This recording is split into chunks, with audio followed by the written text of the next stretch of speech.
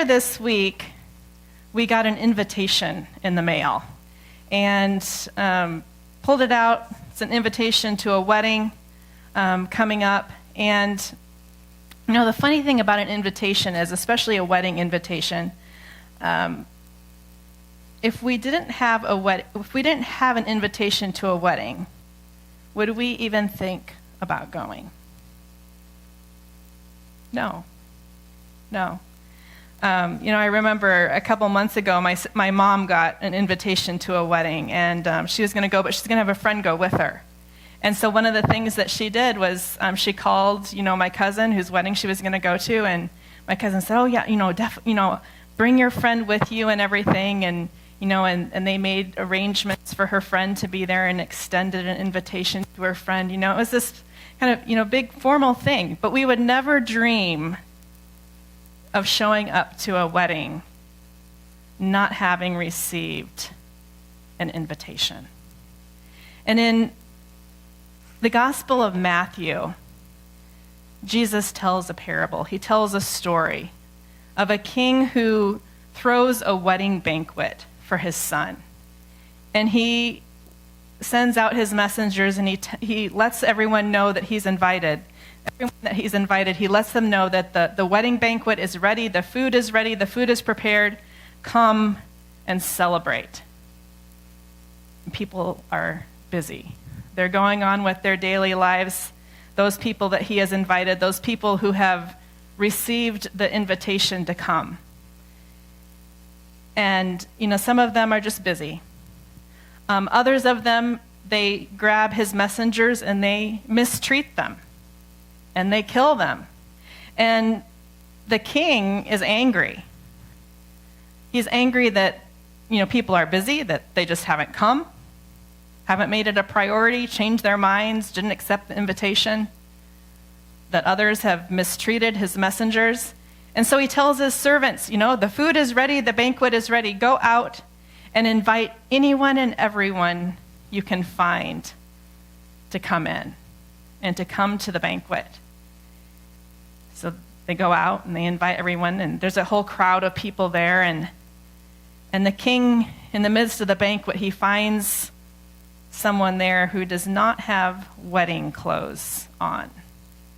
They seem to have not gotten an invitation, and somehow maybe they've snuck in or something. And he throws them out. The people that are there by invitation. It's not anything that they've done. It's not anything that they deserve. They've been invited by the king. And they're there by invitation. By his grace extended to them.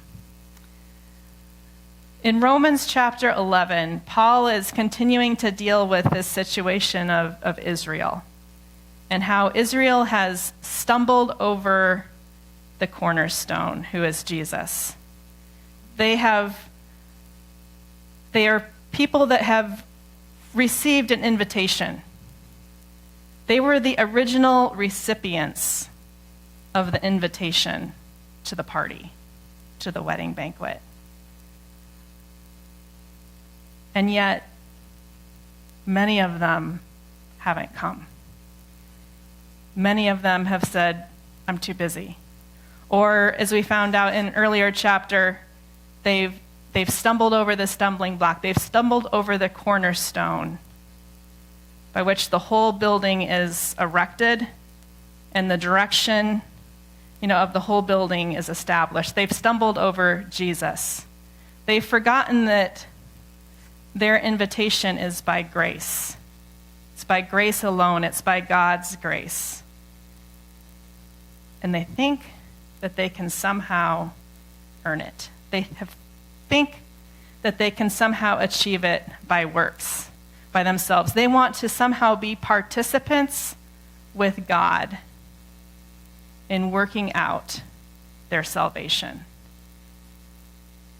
They don't want to be in this place of feeling indebted to God.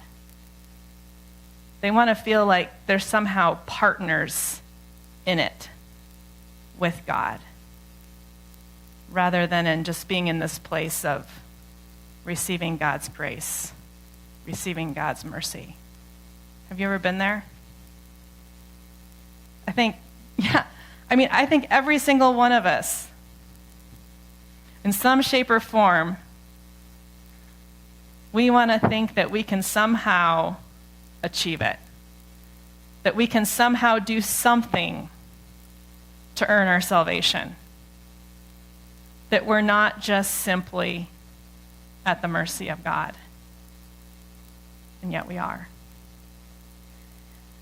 And so Paul, at the beginning of Romans chapter 11, he asks this question because he's trying to figure out, and we ask the question, he's trying to figure out, and he's responding to these questions of, where is Israel in all of this?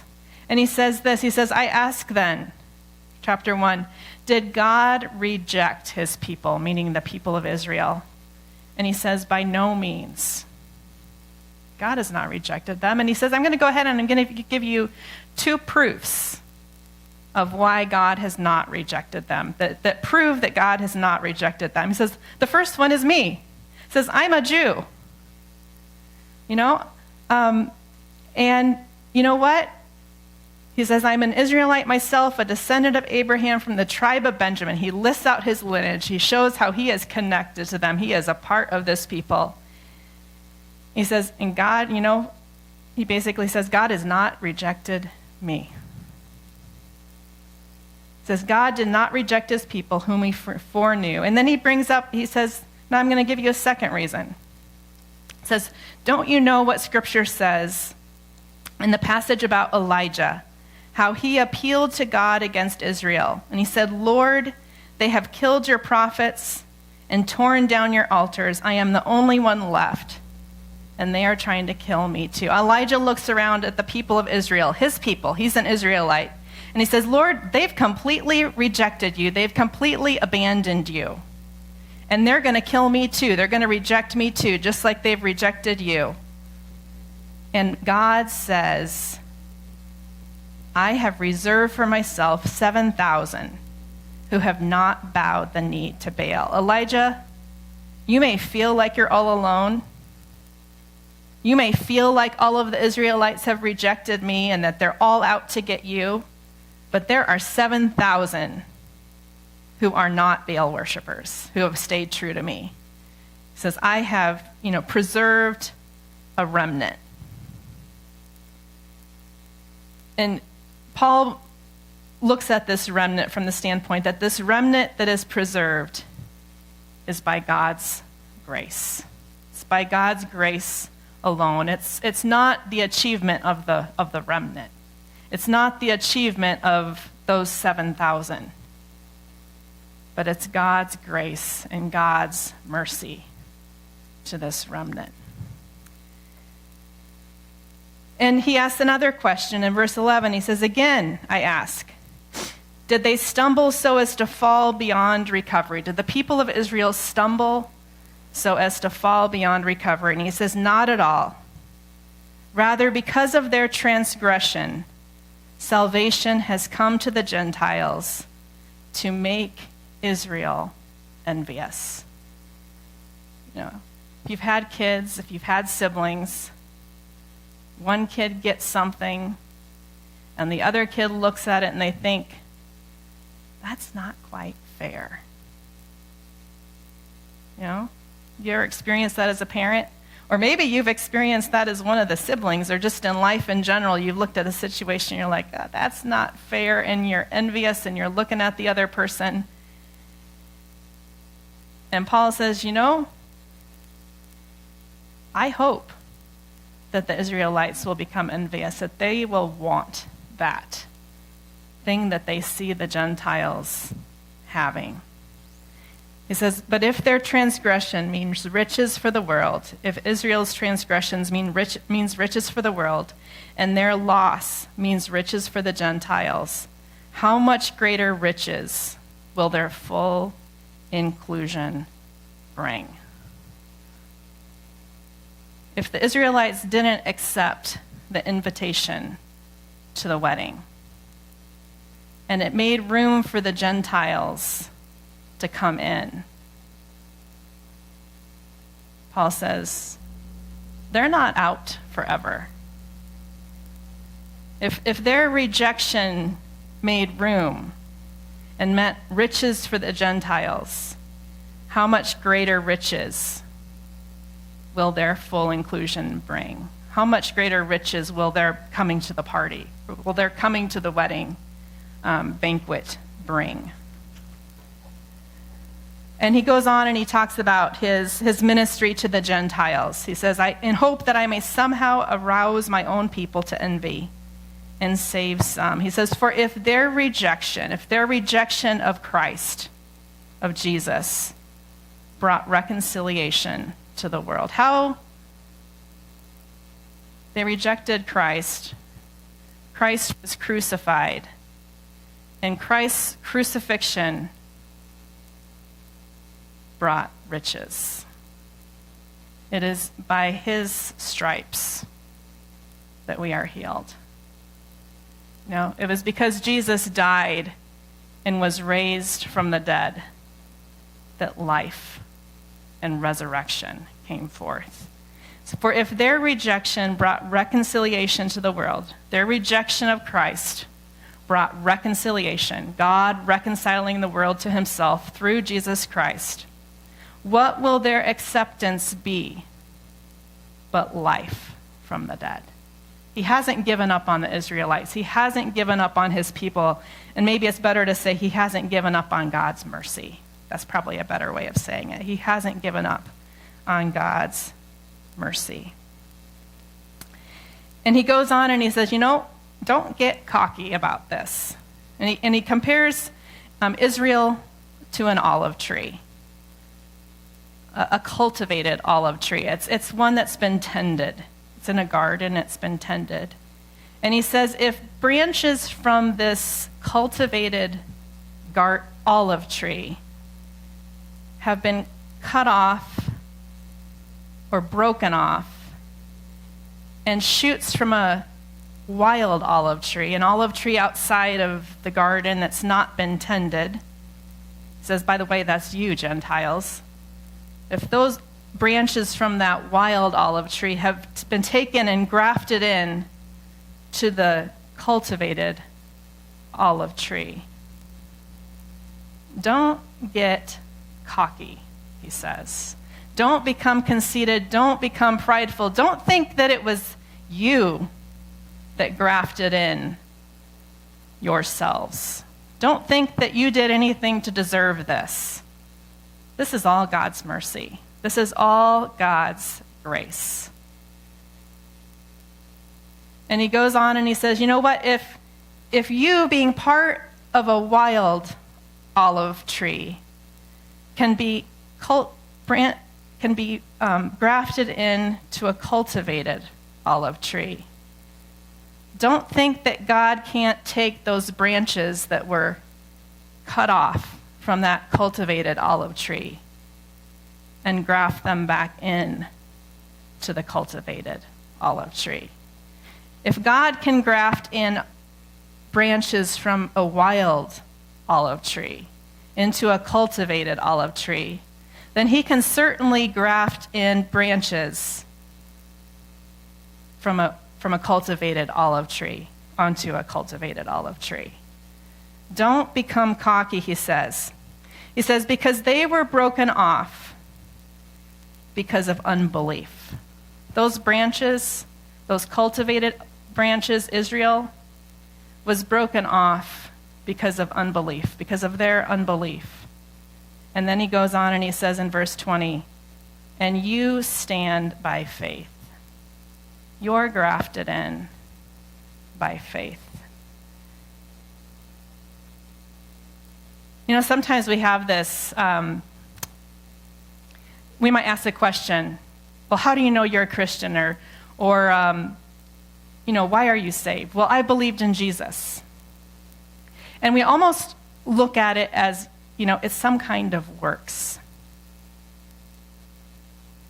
That belief itself is some kind of works. It's some kind of litmus test or something like that. It's something that we do. And yet, if we haven't received an invitation, are we welcome at the wedding? No.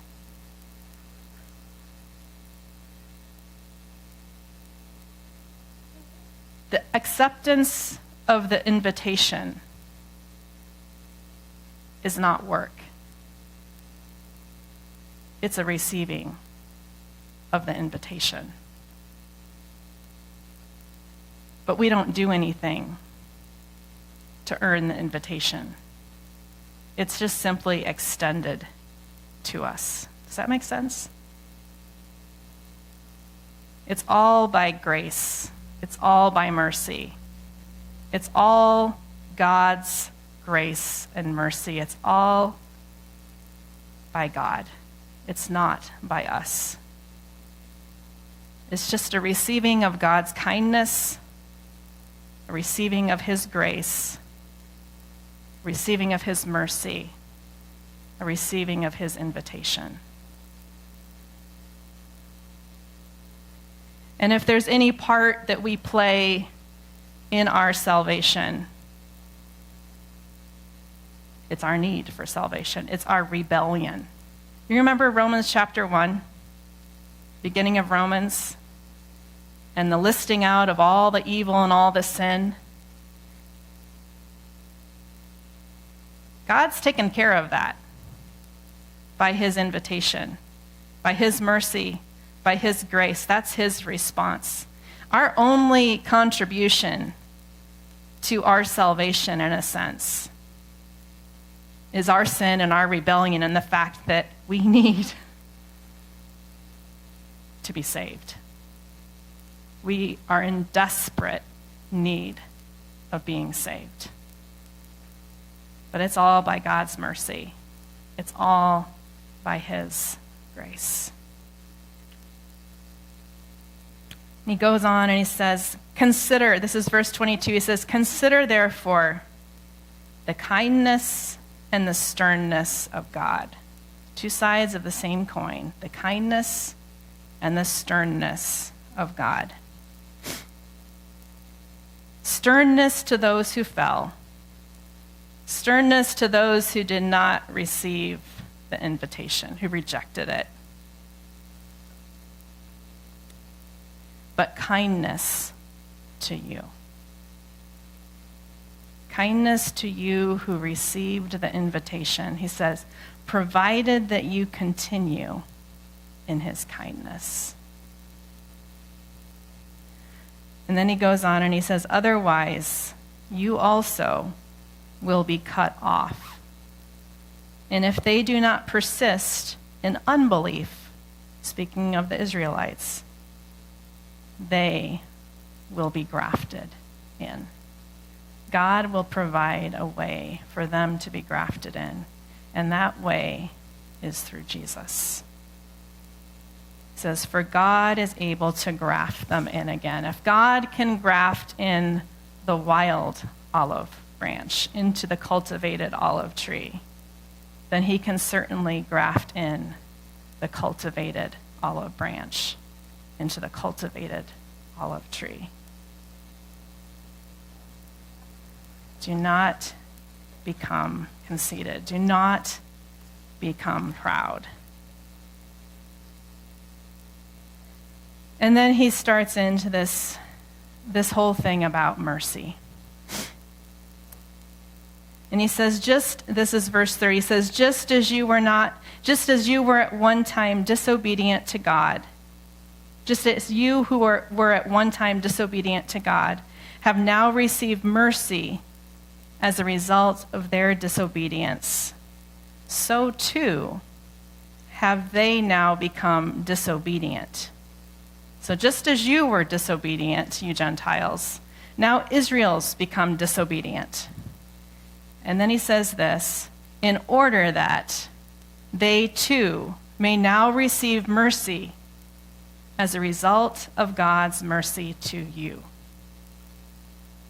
Why? What's the support for all this? And one of my very favorite parts of the Bible, he says this. He says, for God has bound everyone over to disobedience, so that he may have mercy on them all. For God has bound everyone over to disobedience, so that he may have mercy on them all. Now, before we jump and think God is somehow a bad ogre, let's just sit with that for a minute. We can't understand it. And Paul knows that. And he writes this beautiful hymn. This is one of my very favorite parts of the Bible. And he says this: so rather than trying to figure it out, that God has bound everyone over to disobedience so that he may have mercy on them all, rather than putting God on the stand and judging him, questioning his motives, questioning his character, just stop and just listen to this hymn. Oh, the depth of the riches of the wisdom and knowledge of God. How unsearchable his judgments and his paths beyond tracing out. Who has known the mind of the Lord? Or who has been his counselor? Who has ever given to God that God should repay them? For from him and through him and to him are all things. To him be the glory forever. Amen. How can we ever know the mind of the Lord? Who's ever been God's advisor? He doesn't need one, right? It's God. How unsearchable his judgments and his paths beyond tracing out. We can't completely know or understand his ways and why he does things certain ways, but he's God. Who has ever been in debt to God? Or not, that's the wrong way to say it. Who has God ever been in debt to? Has God ever been a debtor? No, we're the debtors. But who has God ever been in debt to? Who has ever given to God that God should repay them? God doesn't owe anybody anything, right? For from him and through him and to him are all things. He started it all. He sustains it all. And he will bring all of it to completion. To him be the glory forever. Amen. We can't understand it. We don't know it. But we can respond in trust to God and his character, who he is. Just cast ourselves upon him in complete and utter trust, knowing that it's all mercy. It's all an extension of his mercy and his grace. And we've been invited. He's extended an invitation to us. It's not an invitation that we've earned because of clout, because of who we are, because of family connection, or anything else. He just chose us. And back in the very beginning, when he chose Israel to be his people, do you think they earned that? No. He just simply chose them. He said, I'm going to take this little family over here, this very unlikely family, this couple over here, they can't even have a child. You know, that guy over there, he's over 100 years old, and his wife, her womb is dead. It's rotten. I'm going to choose them. It's grace. It's all grace. For the Israelites, for us, God has bound all men, all people, all men, women, and children over to disobedience. I don't understand it. I can't understand it. It's a mystery. So that he may have mercy on them all, so that he may extend the invitation to each and every one of us. And we're invited to respond in faith. But faith is not works. Faith is just simply trust in God. Trust in God's character. Trust in who he is. It's just casting ourselves on him in utter dependence.